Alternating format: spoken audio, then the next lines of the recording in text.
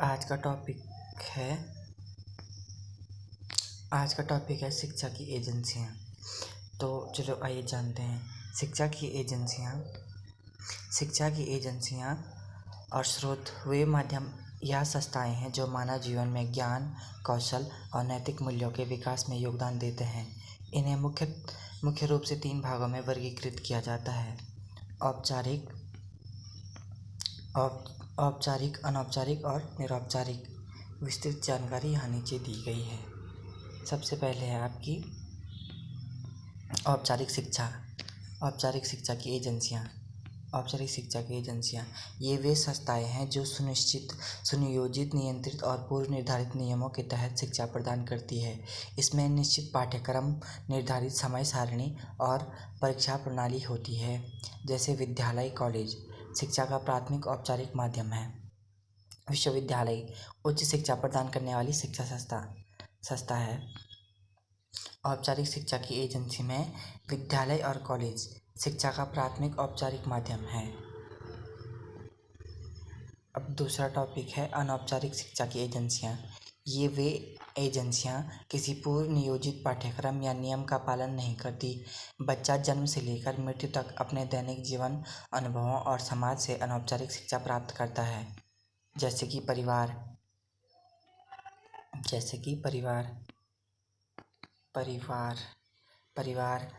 या घर बच्चे की प्रथम पाठशाला और अनौपचारिक शिक्षा का मुख्य स्रोत। समाज या समुदाय संस्कृति और सांस्कृतिक मूल्यों को सीखने का स्थान। तीसरा है मित्र मंडली, साथियों के साथ बातचीत और खेल में सीखने का साधन। तीसरा है निरौपचारिक शिक्षा की एजेंसियाँ। यह औपचारिक और अनौपचारिक शिक्षा का मिला जुला रूप है। इसमें समय और स्थान की लचीली व्यवस्था होती है, जिसमें कोई भी व्यक्ति अपनी गति और सुविधा के अनुसार सीख सकता है। जैसे दूरस्थ शिक्षा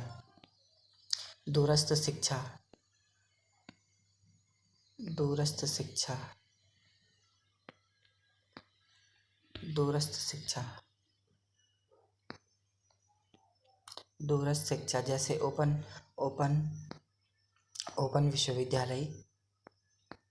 ओपन विश्वविद्यालय या पत्राचार्य पाठ्यक्रम। मुक्त विद्यालय जैसे राष्ट्रीय मुक्त विद्यालय संस्था, विद्यालय की अन्य संस्था। शिक्षा के अन्य सक्रिय साधन और स्रोत। शिक्षा को बढ़ावा देने वाले कुछ प्रमुख माध्यम और संसाधन इस प्रकार: जनसंचार माध्यम, समाचार पत्र, रेडियो, टेलीविज़न और इंटरनेट जो व्यापक स्तर पर सूचना और ज्ञान का प्रसार करते हैं। पुस्तकालय और संग्रहालय, पुस्तकों, शोध सामग्री और ऐतिहासिक साक्ष्यों के प्रमुख स्रोत। राष्ट्रीय शैक्षिक अनुसंधान और प्रशिक्षण परिषद के लिए प्रमुख राष्ट्रीय संस्थाएं। विश्वविद्यालय अनुदान आयोग UGC उच्च शिक्षा के मानकों को नियंत्रित करने वाली संस्था। तो ये थे कुछ शिक्षा की प्रमुख एजेंसियां। आइए इनसे जुड़े कुछ MCQ देखते हैं। शिक्षा की एजेंसियों का वर्गीकरण: औपचारिक, अनौपचारिक, निरौपचारिक शिक्षा। इन तीनों पॉइंट पे हम MCQ जानेंगे। शिक्षा की एजेंसियों को मुख्य रूप से कितने भागों में वर्गीकृत किया गया है? शिक्षा की एजेंसियों को मुख्यतः कितने रूपों में वर्गीकृत किया गया है? 3 भागों में। शिक्षा की एजेंसियों को मुख्य रूप से 3 भागों में विभाजित किया गया है: औपचारिक, अनौपचारिक और निरौपचारिक। निम्नलिखित में से कौन सा वर्गीकरण शिक्षा के साधनों का सही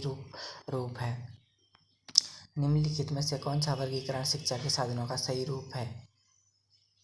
इसका आंसर होगा D, प्रत्यक्ष और अप्रत्यक्ष, सक्रिय और निष्क्रिय, औपचारिक, अनौपचारिक और निरौपचारिक रूप सभी।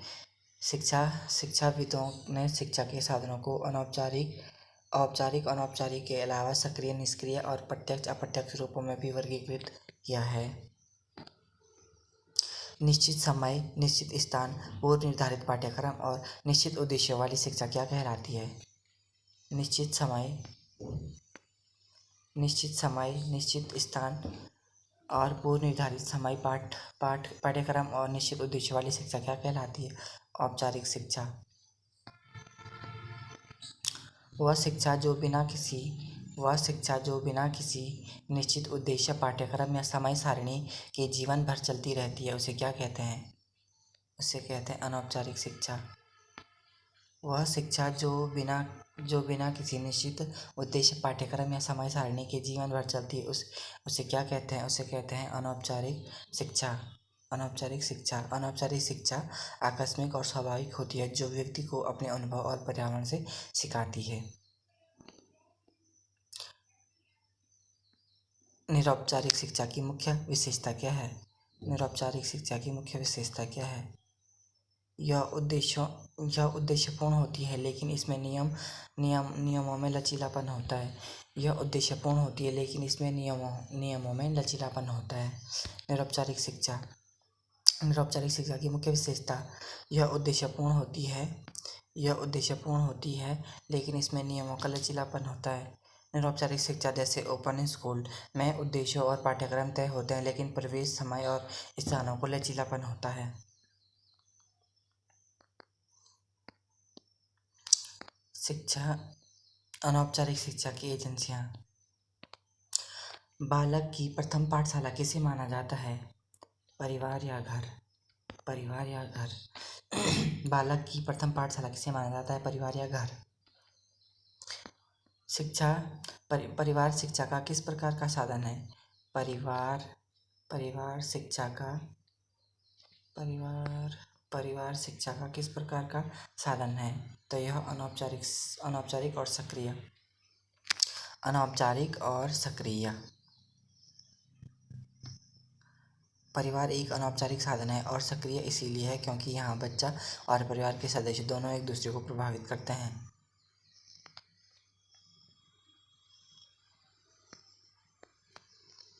बालक का सामाजिकरण सबसे पहले कहाँ से प्रारंभ होता है? बालक का सामाजिकरण सबसे पहले कहाँ से प्रारंभ होता है? तो वह होता है परिवार से। बालक का सामाजिकरण सबसे पहले कहाँ से प्रारंभ होता है? परिवार से। घर शिक्षा का सर्वोत्तम स्थान है और बालक का प्रथम विद्यालय।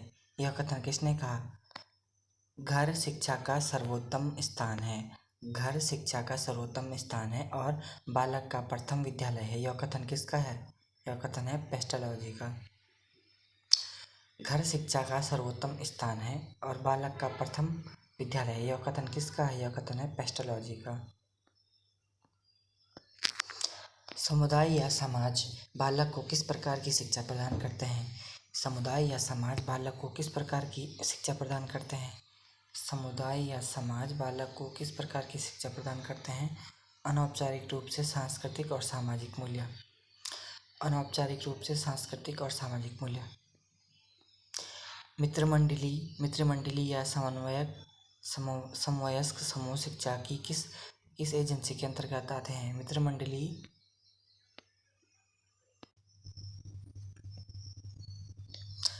मित्रमंडली और समवयस्क समूह शिक्षा की किस एजेंसी के अंतर्गत आते हैं? अनौपचारिक एजेंसी। दोस्तों के साथ खेल कूद और बातचीत के दौरान होने वाले अधिगम स्वाभाविक और अनौपचारिक होते हैं।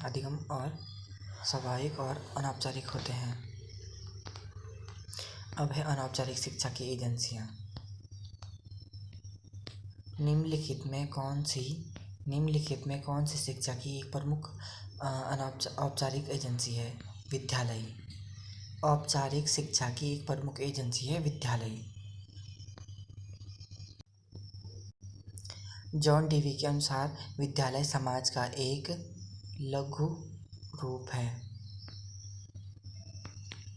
जॉन डीवी के अनुसार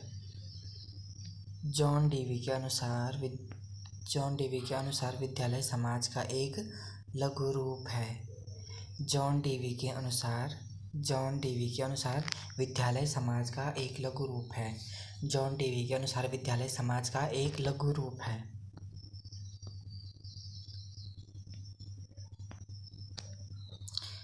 स्कूल शब्द की उत्पत्ति ग्रीक भाषा के किस शब्द से हुई है? स्कूल शब्द की उत्पत्ति ग्रीक भाषा की किस शब्द से हुई है? स्काला, स्काला या स्केलो? स्काला या स्केलो? स्कूल शब्द की उत्पत्ति ग्रीक भाषा के किस शब्द से हुई है? स्काला या स्केलो? औपचारिक शिक्षा की प्रमुख कमी या सीमा क्या है? औपचारिक शिक्षा की प्रमुख कमी या सीमा क्या है? औपचारिक शिक्षा की प्रमुख कमी या सीमा क्या है? यह बहुत अधिक सैद्धांतिक और कठोर हो सकती है। औपचारिक शिक्षा की प्रमुख कमी या सीमा क्या है? यह बहुत अधिक सैद्धांतिक या कठोर हो सकती है। अत्यधिक नियमबद्धता और परीक्षा केंद्रित होने के कारण औपचारिक शिक्षा कभी कभी व्यवहारिक और जीवन से दूर हो जाती है। उच्च शिक्षा प्रदान करने वाले विश्वविद्यालय शिक्षा के किस साधन के उदाहरण हैं? उच्च शिक्षा हायर एजुकेशन प्रदान करने वाले विद्यालय यूनिवर्सिटी शिक्षा के किस साधन के उदाहरण हैं? यह है औपचारिक शिक्षा के ये व्याख्यान डिग्री कॉलेज और विश्वविद्यालय निश्चित नियमांक और संस्थाओं के तहत संचालित होने वाली औपचारिक साधन है। अब आते हैं निरौपचारिक शिक्षा की एजेंसियाँ। निरौपचारिक शिक्षा की एजेंसियाँ। निरौपचारिक शिक्षा का मुख्य उद्देश्य क्या है? निरौपचारिक शिक्षा का मुख्य उद्देश्य क्या है? उन लोगों को शिक्षा से जोड़ना जो औपचारिक शिक्षा से वंचित रह गए हैं। निरौपचारिक शिक्षा का उद्देश्य क्या है? उन लोगों को शिक्षा से जोड़ना जो औपचारिक शिक्षा से वंचित रह गए हैं। निरौपचारिक शिक्षा का उद्देश्य क्या है? निरौपचारिक शिक्षा का उद्देश्य क्या है? उन लोगों को शिक्षा से जोड़ना जो औपचारिक शिक्षा से वंचित रह गए हैं। दूरस्थ शिक्षा और पत्राचार पाठ्यक्रम किस श्रेणी में आते हैं? दूरस्थ शिक्षा और पत्राचार पाठ्यक्रम के किस श्रेणी में आते हैं? यह आते हैं निरौपचारिक शिक्षा। दूरस्थ शिक्षा और पत्राचार पाठ्यक्रम की किस श्रेणी में आते हैं? निरौपचारिक शिक्षा में। भारत का प्रमुख मुक्त विश्वविद्यालय कहाँ स्थापित है? भारत का प्रमुख मुक्त विश्वविद्यालय ओपन यूनिवर्सिटी कहाँ स्थापित है? हैदराबाद में। भारत का प्रथम मुक्त विश्वविद्यालय ओपन यूनिवर्सिटी कहाँ स्थापित है? हैदराबाद में। इग्नू इंदिरा गांधी राष्ट्रीय मुक्त विश्वविद्यालय शिक्षा की किस एजेंसी का प्रतिनिधित्व करता है? यह राष्ट्रीय निरौपचारिक एजेंसी का करता है। इग्नू इंदिरा गांधी राष्ट्रीय मुक्त विश्वविद्यालय शिक्षा की किस एजेंसी का प्रतिनिधित्व करता है? राष्ट्रीय निरौपचारिक एजेंसी।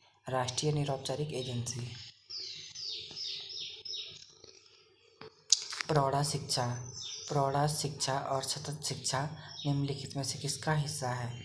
निरौपचारिक शिक्षा का। प्रौढ़ा शिक्षा और सतत शिक्षा निम्नलिखित में से किसका? प्रौढ़ा शिक्षा और सतत शिक्षा निम्नलिखित में से किसका हिस्सा है? यह निरौपचारिक शिक्षा का। प्रौढ़ा शिक्षा और सतत शिक्षा निम्नलिखित में से किसका है? निरौपचारिक शिक्षा का। वयस्कों और अपनी शिक्षा अधूरी छोड़ चुके लोगों के लिए चलाए जाने वाले कार्यक्रम को निरौपचारिक शिक्षा के अंतर्गत आते हैं। सक्रिय और निष्क्रिय एजेंसियाँ। शिक्षा की सक्रिय एजेंसी की मुख्य पहचान क्या है? शिक्षा की सक्रिय एजेंसी की मुख्य क्या पहचान है? इनमें शिक्षकों और शिक्षार्थियों के बीच दो तरफा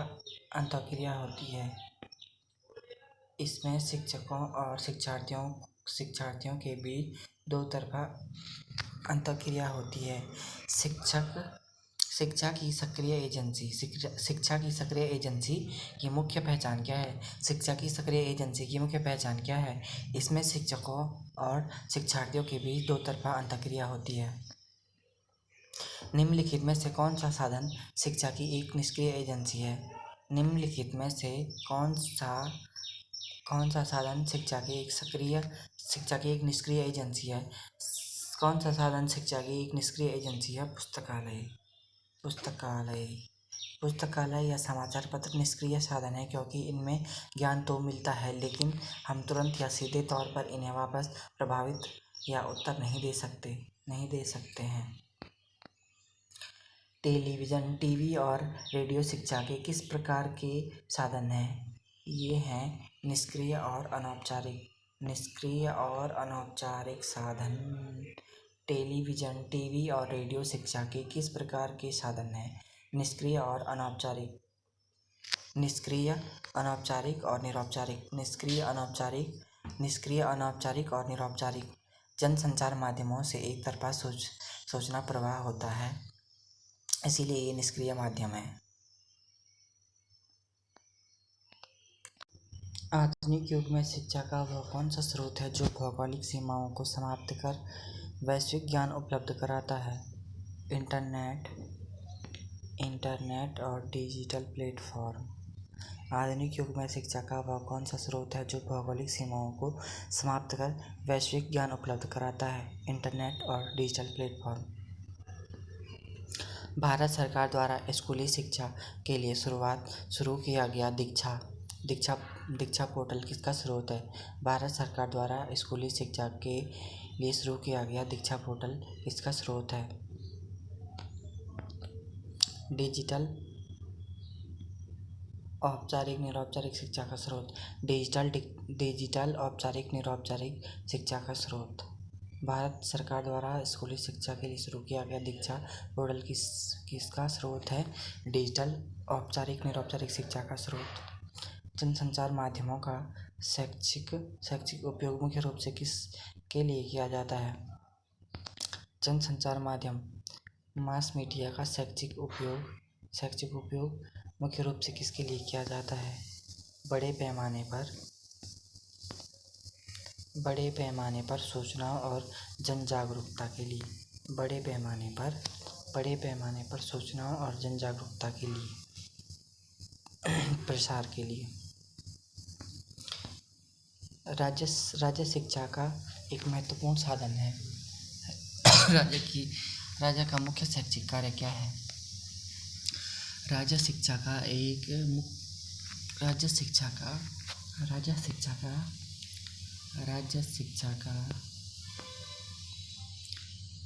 महत्वपूर्ण साधन है। राज्य शिक्षा का एक महत्वपूर्ण साधन है। राज्य का मुख्य शैक्षिक कार्य क्या है? सभी नागरिकों के लिए अनिवार्य एवं निःशुल्क शिक्षा की व्यवस्था करना। सभी नागरिकों के लिए अनिवार्य और निःशुल्क शिक्षा की व्यवस्था करना। भारत में स्कूली शिक्षा के लिए राष्ट्रीय स्तर पर पाठ्यक्रम NCF नेशनल करिकुलम फ्रेमवर्क तैयार करने वाली संस्था कौन है? NCERT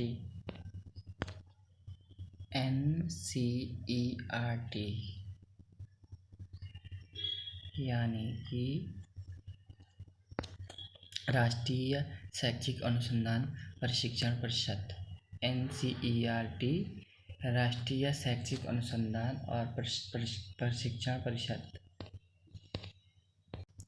भारत में स्कूली शिक्षा के लिए राष्ट्रीय स्तर पर पाठ्यक्रम नेशनल करिकुलम फ्रेमवर्क तैयार करने वाली शीर्ष संस्था कौन सी है? राष्ट्रीय शैक्षिक अनुसंधान और प्रशिक्षण परिषद। देश में उच्च शिक्षा के स्तर को बनाए रखने और विश्वविद्यालयों को अनुदान देने वाली संस्था कौन सी है? देश में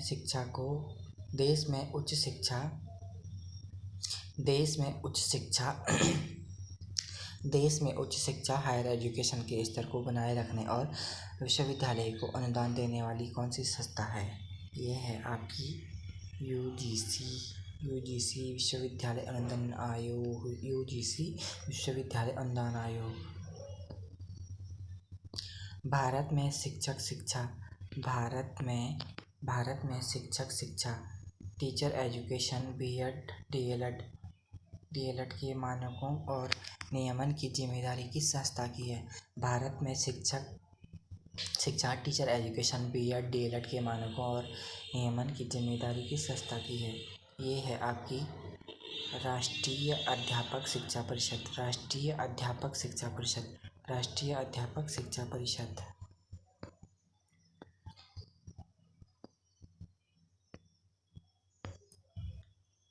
राष्ट्रीय